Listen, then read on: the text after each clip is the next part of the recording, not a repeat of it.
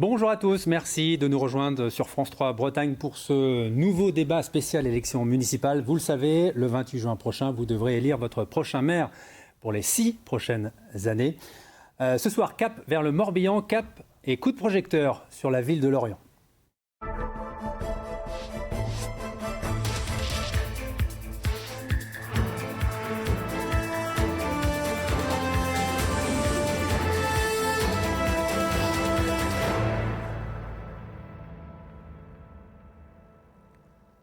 Et je vous présente tout de suite les 4 candidats finalistes pour ce second tour des élections municipales à Lorient. Tout d'abord, Bruno Blanchard, liste Bien Vivre à Lorient. Bonjour, merci d'être avec nous, candidat d'hiver gauche.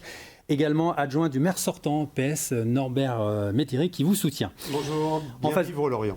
Bien Vivre Lorient, pardon. Fabrice Loher, liste Unisson Lorient, candidat de la droite et du centre, soutenu par le MoDem, l'UDI et les LR. Vous avez été durant 6 ans le chef de file de l'opposition municipale sortante. Tout à fait. En face de vous, Laurent Tonnerre, vous étiez jusqu'ici adjoint à la transition énergétique. Vous avez été investi par La République En Marche. Votre liste s'intitule Demain Lorient. Et bonjour. Et puis Damien Girard, vous menez la liste Lorient en transition. Vous êtes soutenu à la fois par Europe Écologie Les Verts, l'UDB, le Parti communiste et le Parti socialiste. Bonjour. Et la liste s'appelle Lorient commun. Lorient commun. Pardonnez-moi cette erreur. Merci à tous les 4 d'avoir répondu à notre invitation. Avant de rentrer dans le détail de vos programmes, de vos projets pour la ville de Lorient, petit retour sur le vote des Lorientais issu du premier tour et une présentation également rapide de votre ville. C'est préparé par Antonin Billet et on se retrouve tout de suite après. Lorient, c'est la ville du grand large. Deuxième port de pêche français, premier pôle européen de course au large, l'océan est dans l'ADN de cette ville, comme la musique d'ailleurs. Chaque été, Lorient devient la capitale internationale des nations celtes lors du festival interceltique. C'est une ville de taille moyenne avec un peu moins de 60 000 habitants. Redynamisation du centre-ville, gestion des flux de circulation, attractivité économique sont parmi les dossiers prioritaires de ces municipales. 4 candidats se présentent pour succéder à Norbert Métairie, le maire sortant.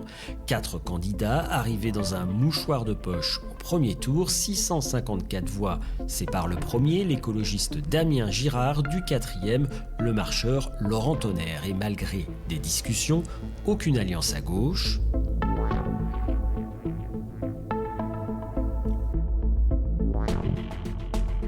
Ni d'alliance au centre.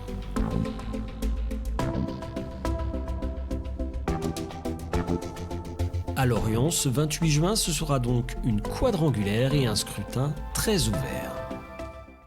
Voilà, on va revenir rapidement sur cet entre-deux tours qui a duré près de 3 mois. Vous avez été assez actif parce que des contacts ont été pris. Les contacts les plus avancés étaient entre vous, Bruno Blanchard et Damien Girard. Pourquoi ça ne s'est pas fait ? Pourquoi l'union ne s'est pas faite ? Écoutez, on a fait plusieurs propositions qui n'ont jamais en retour eu des vraies contre-propositions écrites et construites. On a su aussi que des négociations étaient en cours entre M. Blanchard et M. Tonnerre. À un moment, il s'agissait de s'arrêter. On a fait, nous, au premier tour, un accord avec la plupart des partis de gauche, un mouvement citoyen.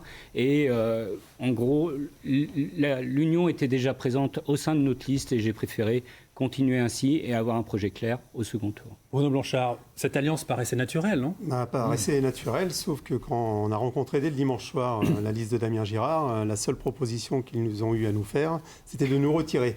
Donc forcément, c'était pas très entendable. Donc on s'est retiré de la discussion. Je ne vous ai pas coupé, M. Girard, alors commencez pas. On s'est retiré de la discussion.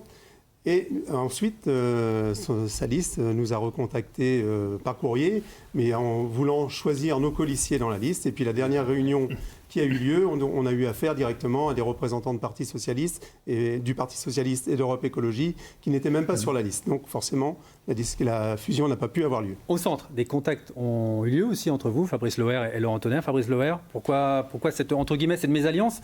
Est-ce que finalement cette quadrangulaire vous arrange ?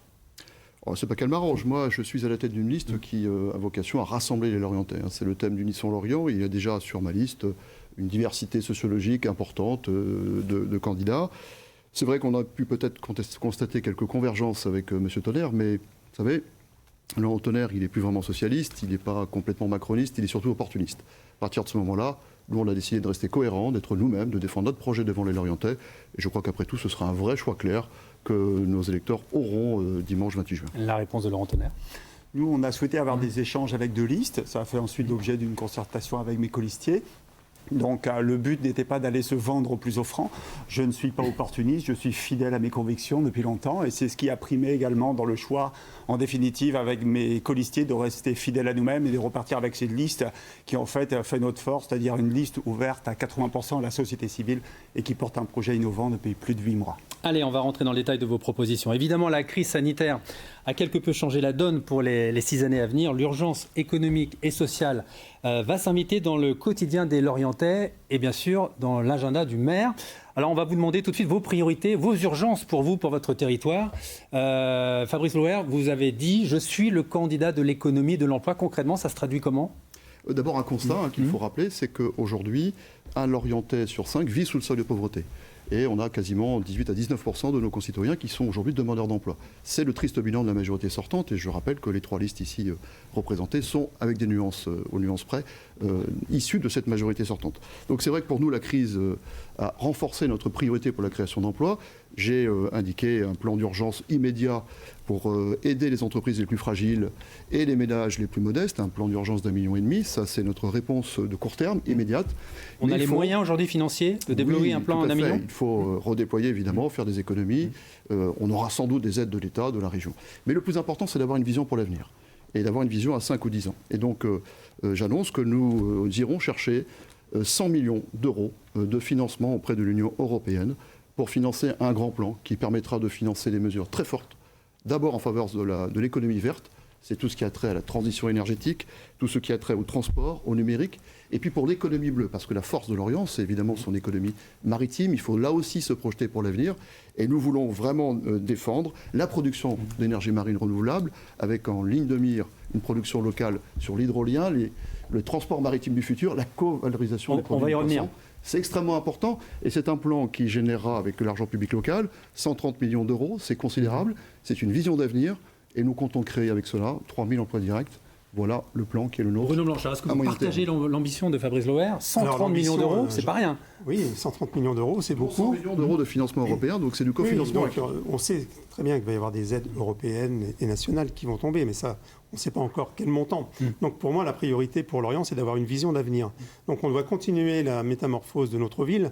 On a déjà engagé des beaux travaux avec la transformation du parc Jules Ferry. Donc on doit continuer dans cet esprit-là. On a une qualité d'espace public et une ville, en fin de compte, qui est très agréable à vivre, puisqu'on a été classé 10e ville française où il fait bon vivre. Donc concrètement, dans votre agenda, là, pour les mois qui arrivent, là, c'est quoi ? C'est redynamiser le centre-ville, maintenir une activité au centre-ville ? Il y a l'activité au centre-ville, mais nous devons continuer tous nos grands projets d'urbanisme, de rénovation urbaine. On a un projet au Bois du Château de rénovation urbaine, c'est 150 millions d'euros. On a le quartier de Bedelio qui Mais sur l'économie, concrètement, sur l'économie concrète, elle est avec Lorient, elle a été faite déjà avec Lorient Agglomération, qui a injecté déjà plus de 2,5 millions d'euros en aide à nos compatriotes, nos concitoyens privés d'emploi, par exemple. Ça, c'est intéressant. Oui, alors privés d'emploi. J'ai bien entendu les chiffres de M. Loher, 19% bien sûr à Lorient, mais il faut avoir une réflexion sur le bassin d'emploi. Sur le bassin d'emploi, c'est 7,6% de taux de chômage. Donc, avec une création d'emplois qui a été faite depuis 3 ans, de 3400 nouveaux emplois. Donc, il y a de l'activité, il faut relancer cette activité, il faut soutenir les entreprises, il faut avoir un plan de relance, mais en partenariat avec les chefs d'entreprise, parce que ce sont eux qui créent les emplois, ce ne sont pas les élus. Sur le commerce du centre-ville, par exemple, concrètement, vous avez la possibilité, par exemple, l'exonération sur les droits de terrasse. C'est ce qui a été fait, ça a été vous allez maintenir jusqu'à la fin de l'année, au moins jusqu'à la fin de l'année. Ça a été engagé dès la mise en confinement. On a travaillé avec l'ensemble des associations de commerçants de Lorient. Et aujourd'hui, le droit d'exonération a été validé jusqu'à la fin de l'année. Damien Girard, l'urgence aujourd'hui, ce sont pour les TPE, ce sont pour les commerçants. C'est eux qui vont avoir des problèmes de trésorerie. Qu'est-ce que vous prévoyez pour eux ? On prévoit différentes choses. D'abord, on a une vision long terme, j'en parlerai à la fin, mais la vision court terme, c'est effectivement essayer de sauver le maximum d'entreprises du territoire. Pour ça, à chaque fois, on a un fonctionnement avec des effets leviers, c'est-à-dire que, par exemple, on proposera un bon d'achat bonifié. Les Lorientais et Lorientaises pourront acheter un bon d'achat de 10 € en mairie, il vaudra 12,50 € qu'on pourra dépenser dans les commerces indépendants de la ville de Lorient. Donc avec 2,50 €, on génère 12,50 € de dépenses sur le territoire. On veut créer un fonds de garantie citoyen qui sera financé par la collectivité, par les banques, par la Banque des territoires et aussi par l'épargne citoyenne de façon à soutenir les Vous trésoreries pensez que des les territoires. Lorientais ont les moyens d'épargner? En fait, si on regarde, en réalité, il y a beaucoup d'épargne qui rapporte très peu et quand on donne la possibilité aux gens du territoire de le faire, ils le font. Il y a une SCI qui vient d'être créée pour racheter une ferme, pour la passer en bio. On a levé 150 000 € en 3 jours sur le Pays de Lorient. Donc en réalité, cet argent existe et si on incite les gens, ils sont prêts à le faire. Donc c'est ça que l'on veut faire et donc avec 1, 2, 5, 10 € d'argent public, on est capable d'avoir un effet levier de 50, 100, 1000 € de soutien au territoire. Je trouve que c'est extrêmement intéressant parce qu'il y aura peu d'argent pour les collectivités. Et quand je vois que M. Le Hair dépense 1 million d'euros avec peu d'efficacité, je trouve que c'est pas très intéressant. Juste sur le plan long terme. Sur le plan long terme. On va revenir sur le long terme. On va revenir après sur le long terme. Juste la réaction pour vous, Laurent Tonnerre, aussi pareil sur l'urgence économique, sociale à Lorient. On fait comment? Ma priorité, c'est sauvegarder l'emploi à Lorient. La situation. Est-ce que le prochain maire de Lorient a les outils pour le faire? Il y a urgence à agir. Est-ce que le prochain maire de Lorient a les outils pour le faire? Oui, en tout cas, moi, je m'en donnerais vraiment la possibilité, cette volonté. Ça veut dire quoi? Ça veut dire d'abord ne pas subir la crise, jouer l'offensive, l'attaque, en misant sur nos atouts. Si le taux de chômage du bassin d'emploi est de 7,6%, en deçà de la moyenne nationale, c'est qu'on a beaucoup d'atouts. Il va falloir les consolider. Ça veut dire un plan de relance locale à construire avec les acteurs dès le mois de juillet.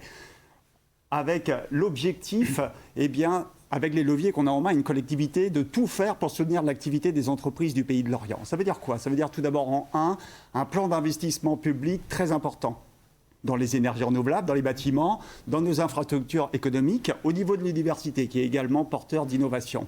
Parce que la commande publique garnit les carnets de commandes des entreprises. En 2, une programmation d'événements dès cet été pour compenser l'ensemble des annulations qui ont pu avoir lieu, c'est-à-dire dans les domaines culturels, sportifs, nautiques, commerciaux, de façon à la fois à animer la ville et à donner du travail aux professionnels concernés. Ensuite, une campagne de promotion touristique de l'arrière-saison pour compenser là aussi une saison estivale tronquée. Et la promotion du tourisme d'affaires. Enfin, une dernière partie, à la fois les commerçants, moi je propose une exonération sur 2 ans, parce que la crise, elle ne va pas durer 6 mois, et une promotion des produits locaux pour avoir ce patriotisme un peu des consommateurs, faire en sorte qu'on privilégie les produits locaux, les commerces de proximité, parce que nos achats sont nos emplois. Alors justement, on va revenir là-dessus. Chiffres sur les sommes qu'on peut aller chercher au niveau national ou européen, on prendra tout ce que l'on peut obtenir. Ce patriotisme local, justement, il va y avoir beaucoup de concurrence entre les territoires, au sein même de la Bretagne. Aujourd'hui, on parle de marketing territorial et les territoires sont en concurrence pour attirer des entreprises, pour attirer les emplois. Fabrice Blanchard, est-ce que vous voulez développer... Bruno Blanchard, pardon, décidément, j'ai du mal. Excusez-moi, pardonnez-moi. Comment vous comptez aujourd'hui développer ce Made in Lorient, on va dire? Made in Lorient, donc, actuellement, il y a un marketing qui est en place, on travaille dessus, sur un marketing territorial de la ville et de Lorient Agglomération. Donc, ces choses-là sont engagées. Mais je voudrais revenir sur le commerce de centre-ville. Nous, on travaille avec les commerçants. Il y avait encore une réunion ce matin avec les commerçants et les responsables d'associations culturelles, musicales, etc., pour justement mettre en place une action cap sur l'été, parce qu'on sait très bien que, comme vous l'avez dit, la Bretagne, ce sera une destination cet été. Donc, Lorient doit être attractif pour pouvoir faire venir justement les estivants et des commerçants. C'est ça le vrai levier, c'est de pouvoir faire venir les commerçants au centre-ville pour qu'ils puissent consommer, pour justement soutenir nos commerçants. Comment attirer les entreprises? D'abord, un objectif important, il faut que l'argent public du territoire reste le plus possible dans le territoire. J'étais celui qui a proposé très tôt que la commande publique, les marchés publics locaux soient allotis de façon à ce que ce sont nos PME, nos TPE qui profitent le plus possible de l'argent public. C'est pas fait suffisamment et en tous les cas, c'est l'objet aussi de nos propositions très fortes en la matière. Donc nous croyons effectivement que le plan que j'ai proposé de 130 millions d'euros est de nature à remettre de la lumière sur le Pays de Lorient parce que nous, on se projette sur l'avenir, on donne un cap à tous ceux qui veulent investir sur le territoire. Et je crois que ce sera la meilleure attractivité que nous pourrons donner au Pays de Lorient, sachant que nous avons des atouts effectivement formidables à faire valoir. Moi, je suis de ceux qui disent que le Pays de Lorient a un avenir parce que nous avons une main-d'œuvre qualifiée, nous avons la volonté d'investir, nous avons des chefs d'entreprise qui y croient. Il suffit la volonté politique, je l'amène avec des moyens. Damien Girard, vous voulez faire de Lorient, je crois, la capitale de la transition écologique, une ville exemplaire, c'est ça? Exactement, je veux faire de Lorient la capitale. C'est pas le cas aujourd'hui? Non. Je veux faire de Lorient la capitale bretonne des transitions. Je veux mettre un point sur la carte au niveau national, régional, de façon à ce que les entreprises qui innovent sur la question viennent à Lorient et qu'on les accueille bien et qu'on on en fasse un outil de développement économique. Je souhaite mettre à l'agglomération une cellule d'ingénierie de projet et de finances qui serait capable d'aller chercher de l'argent au niveau européen pour capter une partie des 750 milliards d'euros que le plan de relance va générer. En fait, le projet de Fabrice Laurent. Monsieur Loher me rejoint puisque ça fait depuis le deuxième tour que je propose ça et il le propose aujourd'hui, tant mieux. Je trouve qu'annoncer 130 millions à la cantonade comme ça n'est pas très sérieux, mais en tout cas, effectivement, il y a de l'argent à aller chercher au niveau européen. Laurent Tonnerre, vous avez déclaré dans l'entre-deux tours, le programme de Damien Gérard vous inquiète. On part à la catastrophe.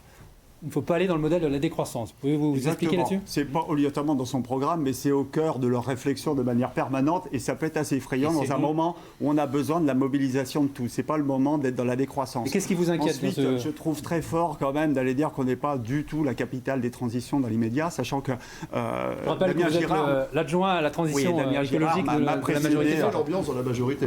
Damien Girard m'a précédé comme élu écologiste au mandat précédent avec d'autres écologistes et ça n'a pas porté les fruits qu'on pouvait escompter.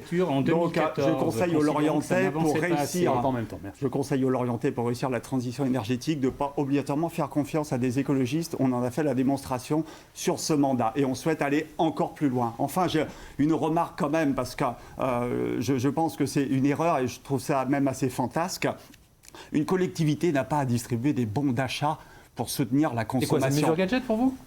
Pour moi, une collectivité, elle a une politique sociale à avoir. Et c'est déjà le cas. Des gens qui ont des problèmes de subsistance, à la fois par le CCS, la mission locale, les assistantes sociales du département, on peut avoir des aides pour la consommation. Mais là, on dit on va distribuer des bons d'achat sans savoir qui, comment, sur quelle durée, avec quelle caution familiale. Pour moi, ce n'est pas le rôle d'une collectivité. On va faire réagir Damien Girard. Le vrai rôle d'une collectivité, c'est de soutenir les emplois à Lorient pour que les Lorientais gardent leur pouvoir d'achat. C'est exactement ça. On soutient l'emploi à Lorient en essayant de sauver un maximum de commerces indépendants avec ce système-là.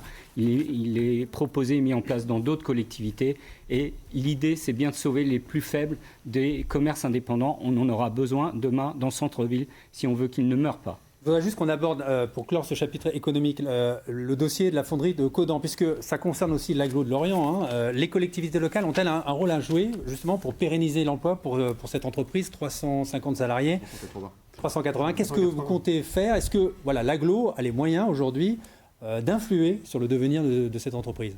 D'abord, c'est très important de soutenir cet outil industriel qui a été rénové récemment, qui est un formidable outil. Et je dois dire aussi un esprit de responsabilité des représentants syndicaux, des personnels. On a un très bel outil industriel. La force de Lorient, pour le coup, c'est sa base industrielle, il faut la conserver. Donc oui, Lorient Agglomération, comme d'autres collectivités, doivent être aux côtés des fonderies de Bretagne pour garder ce savoir-faire ici. J'ai parlé tout à l'heure de production locale d'hydrogène. On aura besoin du savoir-faire des fonderies de Bretagne. Donc nous agirons pour maintenir cet équipement avec nous. Je profite d'avoir la parole pour répondre à Damien Girard pour dire que j'ai dans mon équipe, futur adjoint aux finances, un fonctionnaire d'État qui est chargé des relations avec le ministère, avec le Parlement européen. Et donc c'est ce qui nous fait avoir effectivement des sources d'informations extrêmement précises et crédibilise le plan que j'ai présenté. Allez, on va terminer le tour de table sur la fonderie de Caudan. Est-ce que l'agglo Lorient peut faire encore plus ?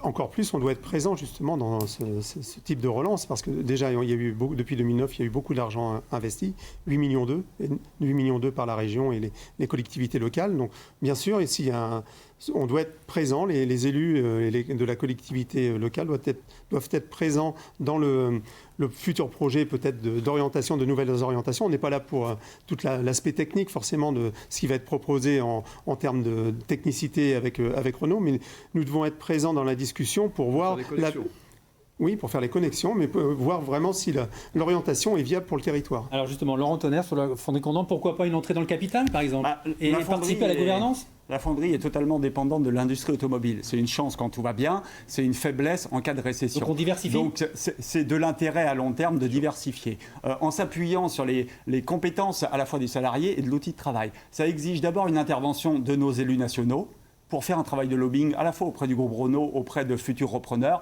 On a vu l'importance de Jean-Yves Le Drian pour obtenir cette poursuite d'activité. On a vu l'importance des élus locaux aussi. C'est également au niveau des élus locaux de Lorient Agglomération qui peut créer des connexions entre différents partenaires en s'attachant au savoir-faire de la fonderie, c'est-à-dire la fabrication de pièces métallurgiques, et faire en sorte qu'avec, y compris un travail avec l'université de recherche-développement, on puisse innover et trouver les voies de la diversification. Damien Girard, il est temps que la fonderie Caudan se diversifie. Visiblement, les salariés sont plutôt réticents. Ils disent, nous, on sait faire l'automobile, on ne sait pas faire autre chose. Non, pas du tout en fait. Moi, je suis en lien avec pas mal de représentants du personnel de la fonderie et ils sont plutôt ouverts à d'abord trouver une pérennité à leur emploi et à leur entreprise. D'abord, je voulais simplement signifier que c'est la principale responsabilité, c'est Renault. Et après, les collectivités et les élus locaux doivent agir pour aussi faire en sorte que Renault assume ses responsabilités. Et concernant le site lui-même, effectivement, la diversification, c'est un objectif extrêmement important pour assurer de la pérennité. Et puis, il y a aussi l'efficacité énergétique à trouver. Je rappelle que la fonderie consomme autant d'électricité que l'ensemble de la ville de Lorient et qu'on a la possibilité de récupérer la chaleur fatale de façon à rendre le site beaucoup plus optimum et en capacité de sortir des produits beaucoup plus rentables. Je dis aussi qu'il y a eu beaucoup d'investissements et le site était rentable juste avant l'incendie. Donc il y a possibilité de pérenniser cette activité. On a parlé du secteur automobile, transition toute faite pour évoquer les mobilités. L'environnement, le cadre de vie sont depuis la crise des préoccupations qui reviennent en force au sein de la population. Faut-il plus de mobilité douce, plus de transport en commun, moins de voitures, moins de stationnement? La question vous est posée aujourd'hui, candidat à la mairie de Rennes. On va regarder ces chiffres, on va regarder de Lorient.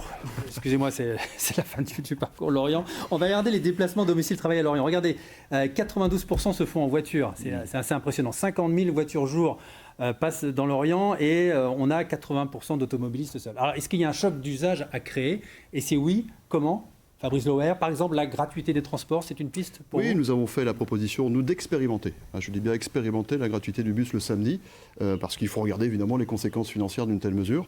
Mais globalement, ce que nous voulons, c'est exposer une philosophie. C'est de dire qu'effectivement, il faut aller vers des transports décarbonés. Il faut inciter les automobilistes à peut-être laisser leur voiture au garage. Mais pour cela, il faut un mode de transport, des modes de transport qui fonctionnent, plus propres, qui soient en réseau, qui desservent beaucoup mieux les zones d'activité, qui concernent les personnes à mobilité réduite, qui est un sujet au Pays de Lorient. Il faut offrir des alternatives, ce qui manque aujourd'hui terriblement, parce que la politique des transports de Lorient et de l'agglomération a surtout consisté à la réalisation du fameux Triskel à 70 millions d'euros.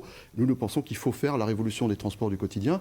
Et j'ajoute en termes d'études, puisque vous me donnez la parole et qu'on parlait de cela, nous voulons un schéma des mobilités. Un candidat du premier tour, Jean-Philippe Olivieri, a parlé d'un réseau circulaire autonome. Un métro autonome. Alors, ce n'est pas tout à fait un métro. Enfin, en tous les cas, on reprendrait peut-être l'idée en termes d'études et d'expérimentation. Il faut regarder tout ce qui permettra d'améliorer le fonctionnement des transports dans le cœur de ville et dans l'agglomération. Damien Girard, vous militez pour un tramway, vous, à Lorient? Entre autres, on souhaite faire dès le début du mandat 2 études. Une étude sur la question de la gratuité, quel type de gratuité, qu'est-ce que ça permet en termes de report modal. L'idée, c'est que ce soit efficace Plusieurs villes vraiment françaises l'ont déjà expérimenté. Oui, apparemment, il y a un choc d'usage. Exactement, ça peut fonctionner. Et si ça fonctionne et si ça permet vraiment à pas mal d'habitants du territoire de lâcher leur voiture pour aller vers d'autres modes de transport, c'est bien. C'est financé comment? C'est du pouvoir d'achat et c'est aussi augmentation de la taxe transport pour les entreprises? Non, parce qu'on est au maximum, donc on ne peut pas aller au-delà. Et je crois que ce n'est pas cohérent. En tout cas, c'est ça qu'il faut regarder. L'autre sujet, c'est effectivement faire une étude concernant la possibilité d'un tramway à l'échelle de l'agglomération. Et comme on a ce plan de relance européen, c'est peut-être en ce moment qu'il faut prendre cette opportunité. Ça, c'est vraiment extrêmement intéressant. Juste dire aussi que le vélo doit être aussi au cœur de la stratégie. On veut faire un réseau à l'échelle de l'agglomération et 60 km de réseau express vélo sur la ville de Lorient. La meilleure alternative pour vous, Bruno Blanchard, à la voiture, c'est le vélo aujourd'hui à Lorient? Le vélo est déjà développé, fortement développé, parce qu'on a mis en place depuis des années une politique cyclable et avec un schéma directeur des modes actifs depuis 2016. Donc aujourd'hui, la part modale des habitants de Lorient qui se déplacent pour aller du domicile au travail, c'est 16%. On a une part modale sur la ville de 8%, donc on est quand même une ville. Donc qu'est-ce que vous proposez justement pour booster cet usage? Alors pour booster cet usage, il faut continuer ce qu'on a mis en place, le schéma directeur des modes actifs, donc qui est toujours lancé. Donc c'est plus de place au vélo. On a réduit depuis le début de l'année, on a limité la ville à 30 km/h, donc ça se fait par étapes, justement pour réduire la vitesse sur la ville, pour protéger les cyclistes et les piétons qui sont les plus vulnérables. Quand on parle de gratuité des transports, nous, on est favorable à la gratuité des transports pour les sorties scolaires. Parce qu'aujourd'hui, les écoles, ce sont les caisses d'école qui paient. C'est vous qui les avez rendus payants. Oui, mais moi, je vous dis donc c'est bien de corriger ce qui a été fait. on s'oriente. C'est de la gratuité pour les bus, pour les sorties scolaires. Après, la gratuité, elle n'existe pas. Il y a toujours quelqu'un qui paie derrière. Et je ne pense pas que le samedi, ça soit une bonne expérimentation, parce que le samedi, c'est là où il y a le plus de place pour se garer à Lorient. Donc je ne pense pas que les gens qui vont venir au centre-ville prendront le bus pour venir à Lorient. Par contre, avoir une réflexion, une expérimentation sur des horaires définis en semaine pour capter justement les actifs qui viennent travailler sur Lorient, ça se regarde avec l'agglomération. Laurent Tonnerre. Poser la continuité quand il faut vraiment changer de braquet. Alors, Laurent Tonnerre, alors, par exemple, juste un exemple concret, je voudrais avoir votre avis. Rennes expérimente actuellement là, des vélos-rues où des axes entiers du centre-ville sont interdits à la circulation de la voiture. Vous êtes pour ? J'ai proposé dans mon programme de créer 2 autoroutes à vélo, c'est-à-dire 2 axes 100% dédiés au vélo au niveau de la ville de Lorient, en plus d'un schéma global au niveau de l'agglo. Ensuite, je pense qu'il faut rééquilibrer les modes de déplacement. C'est pas faire la chasse à la voiture. Il y a encore beaucoup de Lorientais qui auront besoin de leur voiture. Je suis contre un tramway parce que ça coûte 22 millions d'euros par kilomètre et Lorient Agglomération n'a pas les moyens dans l'immédiat. Et je ne peux pas faire porter cette responsabilité aux contribuables, sauf manne financière exceptionnelle. Ensuite, il faut poursuivre le travail qui a été très bien fait par la mairie de Lorient depuis une dizaine d'années pour apaiser la circulation automobile au centre-ville et sur l'ensemble du territoire communal avec des zones 30. Ça permet à la fois une circulation plus apaisée et de réduire la pollution, développer toujours les modes doux, à la fois piétons, parce que les gens sont prêts à marcher si la balade est sympa, on m'a souvent dit ça, donc c'est aussi avoir des cheminements intéressants. Le but, c'est quand même de fluidifier la circulation et de réduire la pollution. Et un dernier thème qui n'est jamais abordé, mais on est à un bassin d'emploi industriel avec énormément de camions. Je pense qu'il faut avoir une ambition également sur le mandat à venir. La desserte portuaire, c'est 600 camions jour. On va installer d'ici la fin de l'année une station GNV à Caudan par Morbihan Énergie. J'en ai été à l'initiative.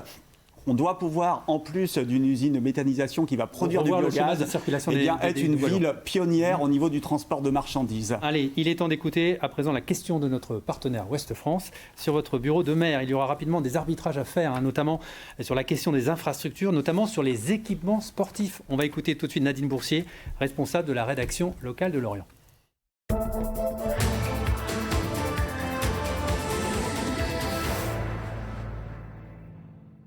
La tribune d'honneur du stade du Moustoir est fermée depuis 3 ans pour raison de sécurité. Une verrue alors que le FC Lorient accède à la Ligue 1. Des travaux de remise en état de la casquette ont démarré. Au premier tour, les candidats fourmillaient de projets. Au-delà d'une simple rénovation, certains évoquaient carrément une reconstruction, voire un complexe multi-événementiel. Au second tour, Damien Girard nous a annoncé lundi qu'il imaginait une maison de la culture bretonne. Ma question, est-ce réaliste d'envisager une nouvelle tribune alors que la crise sanitaire et sociale bouleverse tout ? Est-ce toujours une priorité ? Où trouverez-vous les sous ? Alors, je précise que ça fait 3 ans que cette tribune d'honneur est fermée au public. Fabrice Loher, une ambition Maison de la Bretagne au stade du Moustoir. Vous, quelle est votre idée ? Est-ce qu'il faut tout raser, entre guillemets, tout repenser ? Il ne faut pas tout raser, mais par contre, ça reste effectivement pour nous une priorité d'intervention, parce qu'au-delà de la montée du club en Ligue 1 qu'on peut saluer, c'est une question d'attractivité aussi du territoire, c'est une question d'aménagement du secteur Halles, Merville, Moustoir. Nous avons le projet de créer un parking en structure et en surface. Le stade du Moustoir, nouveau pôle d'attractivité de la ville de Lorient. Nouveau pôle commercial d'attractivité, multi-événementiel, vous l'avez dit, puisqu'on veut y faire aussi des événements culturels. Il faut y garder une place pour le Festival de Lorient. Et puis surtout en termes de financement, je suis partisan que comme la totalité ou la quasi-totalité des clubs de Ligue 1 et de Ligue 2, nous passions la propriété à Lorient Agglomération, ce qui ne veut pas dire que la ville se détache des investissements. Elle peut participer sous forme de fonds de concours, mais c'est à la dimension d'un club qui aujourd'hui émarge sur l'ensemble du département, voire au-delà. Bruno Blanchard. Bien sûr, rapidement. Bien sûr, on est à peu près tous d'accord. Enfin, plutôt avec Fabrice Loher de transférer cet équipement à Lorient Agglomération, comme le parc des sports de Kervaric.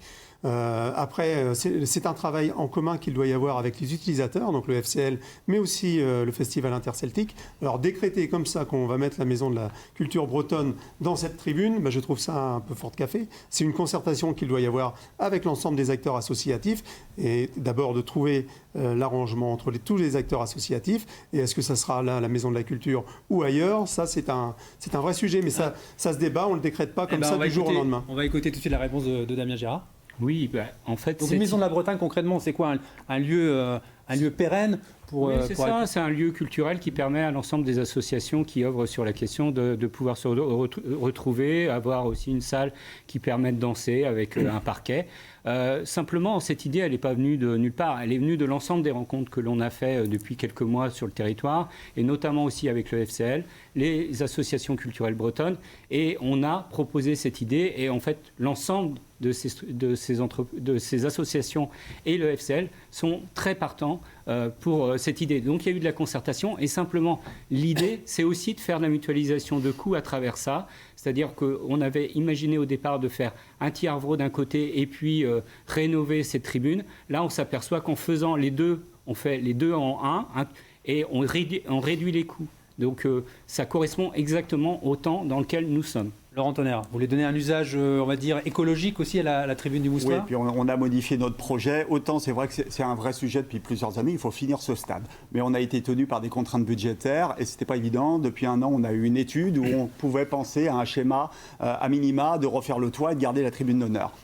Finalement, ces dernières semaines, après concertation avec différents acteurs et le club, et au regard des urgences économiques et de notre volonté d'investir, nous souhaitons finalement déconstruire cette tribune d'honneur, refaire un bâtiment entièrement neuf, ce qui veut dire que lorsque l'on construit du neuf, on le fait pour 50 ans, il faut penser à une gestion stratégique prospective de notre patrimoine avec un bâtiment multifonction. Donc on souhaite refaire une tribune pour un stade de 14 000 places que souhaite le club, mais on y mettrait à la fois des salles de stockage pour la ville qui nous permettrait de nous dessaisir de 3 écoles qui sont actuellement fermées mais qui servent de lieu de stockage, que l'on pourrait vendre, à la fois des salles de réunion qui nous permettent d'anticiper la fermeture d'une partie de la maison des associations Cité Aliénée qu'on ne pourra pas mettre en accessibilité, à la fois d'autres services, bars, restaurants, mais qui à la fois génèrent des recettes.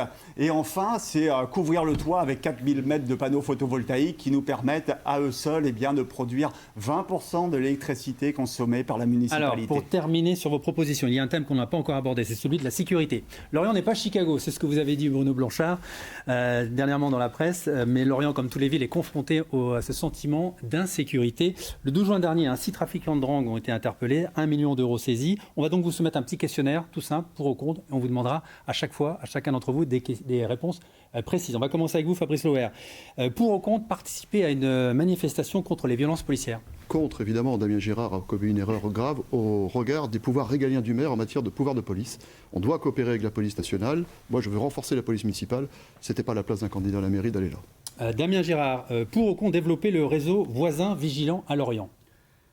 Contre, ce n'est pas dans nos propositions. Je veux redire ici tout le soutien que j'ai pour la police municipale, nationale, y compris à Lorient, avec des résultats très efficaces, notamment avec le démantèlement d'un trafic de drogue très récemment. Pourquoi pas le réseau voisin vigilant ? Qu'est-ce qui vous gêne ? Et simplement dire aussi que... Répondez à la question, s'il vous plaît, Damien Girard. Pourquoi contre le réseau voisin vigilant ?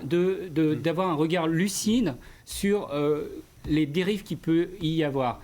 Pourquoi ? Parce que simplement, je crois que c'est vraiment l'objet de la police nationale et police municipale que travailler à la tranquillité publique et à la sécurité de nos concitoyens. Et j'y suis extrêmement attaché et Bruno Blanchard défendra ce sujet. Bruno Blanchard, pour ou contre augmenter le nombre de caméras de vidéoprotection à Lorient ? Il y en a déjà pas mal d'installées sur le territoire. 40 caméras à peu près. 40 caméras à peu près. Très insuffisant. Pour certains, très insuffisant. Pour d'autres, et pour trop. Eh bien, écoutez, je pense que aujourd'hui, il y a des nouvelles technologies qui se mettent en place avec des caméras nomades, on appelle ça. Donc, je pense qu'en fonction des secteurs qui sont impactés par des trafics, etc. Donc, voilà, je pense que c'est vraiment à traiter au cas par cas, mais il ne faut pas une surdimension. C'est pas un nom de principe. C'est pas un nom de principe, mais vraiment en traitant le sujet au cas par cas sur des événements particuliers. Il nous reste 1 minute, Laurent Tonnerre. Pour ou contre équiper les policiers municipaux avec des armes létales ?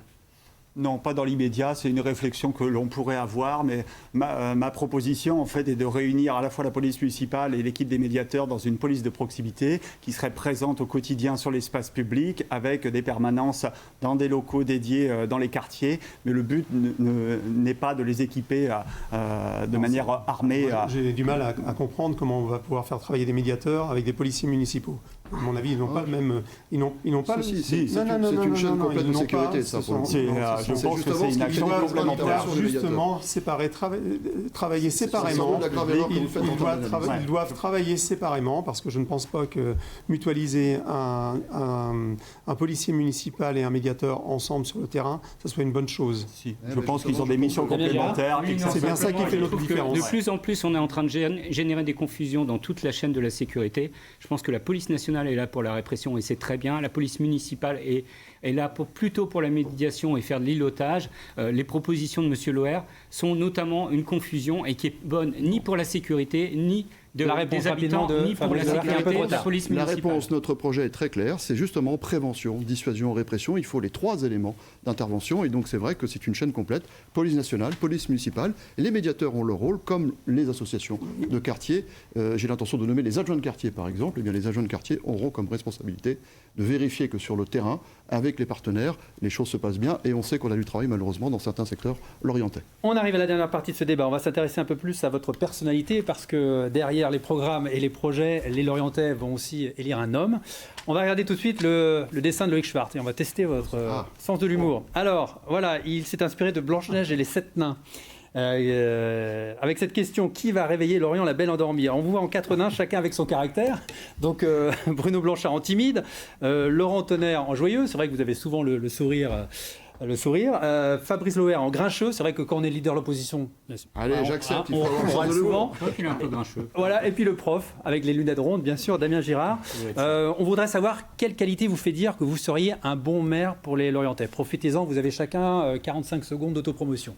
Bruno Blanchard. Alors, je souhaite être un maire à l'image des Lorientais, proche, sur le terrain, à leur contact, dans l'action, solide, réactif et être vraiment sur le terrain, proche des gens. Et ça, c'est ma qualité. Je l'ai démontré pendant toute la période du mandat où j'étais régulièrement, quotidiennement sur le terrain, proche des gens. Laurent Tonnerre, votre qualité qui pourrait faire de vous un bon maire? Je serais un maire combatif. Je me battrais de toutes mes forces pour défendre les intérêts des Lorientais, à la fois l'emploi, à la fois construire une ville durable le plus vite possible, à la fois pour leur sécurité. Au-delà de ça, je serais un maire rassembleur, facile d'accès, et je serais le garant des libertés des Lorientais dans le respect de la laïcité. Damien Girard. Moi, je veux être le maire de l'intelligence collective, être capable de faire fonctionner une équipe qui est diverse et qui a des regards multiples. Et c'est important dans le monde complexe dans lequel nous entrons.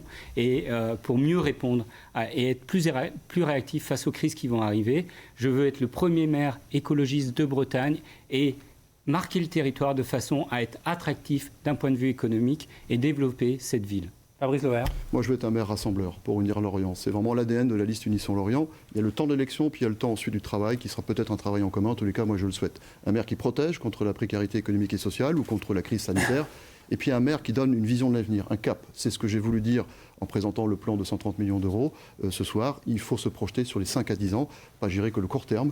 Donc un maire qui donne également le cap et la vision pour l'avenir. Allez, il nous reste 2 minutes. On va aborder la dernière séquence de notre émission. On vous a demandé une photo, la photo, le portrait d'une personnalité que vous aimeriez accrocher en mairie, à côté de la traditionnelle photo du chef de l'État. On va commencer avec vous, Damien Girard. Vous avez choisi Jean Jouzel, le climatologue. Oui, j'ai choisi Jean Jouzel. Ça aurait pu être un autre scientifique. Je pense qu'il faut qu'on ait en tête en permanence l'alerte des scientifiques concernant notamment la question climatique et de la biodiversité. Il faut agir fortement. On a moins de 10 ans pour vraiment changer de braquet et avoir des politiques de rupture. Et Jean Jouzel soutient que 2 listes en France, celle de Anne Hidalgo à Paris et celle de Damien Girard à Lorient, parce qu'il a considéré que notre projet était à la hauteur des enjeux. Bruno Blanchard, vous avez choisi l'affiche du festival, de Lorient, 50e édition. Oui, malheureusement, elle n'aura pas lieu cette année et tous les Lorientais seront tristes. Donc je pense que c'est un gage de soutien au Festival interceltique pour l'année à venir. Je pense qu'il faudra tout au long de l'année que nous soyons dans cette dynamique pour le Festival interceltique pour fêter l'année prochaine ce 50e anniversaire. Laurent Tonnerre, vous avez choisi Marek Alter, ambassadeur de la paix, en 20 secondes. Pourquoi ? Exactement. Et en fait, pendant le confinement, j'ai lu sa biographie qui était assez bouleversante parce que c'est un homme qui a traversé les décennies, qui à la base est artiste peintre et écrivain, mais a réussi à faire parler les grands de ce monde qui ne se seraient jamais parlé pour construire la paix. Et donc, comme il est toujours vivant, une fois élu maire, son portrait, je l'inviterai à venir le poser lui-même. Fabrice Loher, vous avez choisi un Lorientais. Moi, j'ai choisi un grand Lorientais, Louis Baudelio, qui était réputé pour être le médecin des pauvres au XIXe siècle. Et c'est vrai que c'est quelqu'un qui a été très attaché à ses concitoyens, qui a lutté contre les épidémies régulières qui frappaient l'Orient à l'époque. Je l'ai mis en exergue de mon livre, en préambule de mon livre, hein, L'homme n'est grand n'est vraiment grand que par le cœur, et c'est une belle maxime que j'ai l'intention d'appliquer. C'est l'image d'un grand Lorientais qui est aux côtés du portrait du président de la République, puisque c'est effectivement le cas, me rappellera chaque jour que le fond de notre action publique, c'est le bien-être de nos concitoyens, et c'est cette image qui me le rappellera au quotidien. Merci à tous les quatre d'avoir répondu à notre débat. Les débats reviennent lundi, c'est Nathalie Rossignol qui vous proposera un coup de projecteur sur la ville de Quimper. Merci pour votre fidélité, tout de suite l'édition régionale.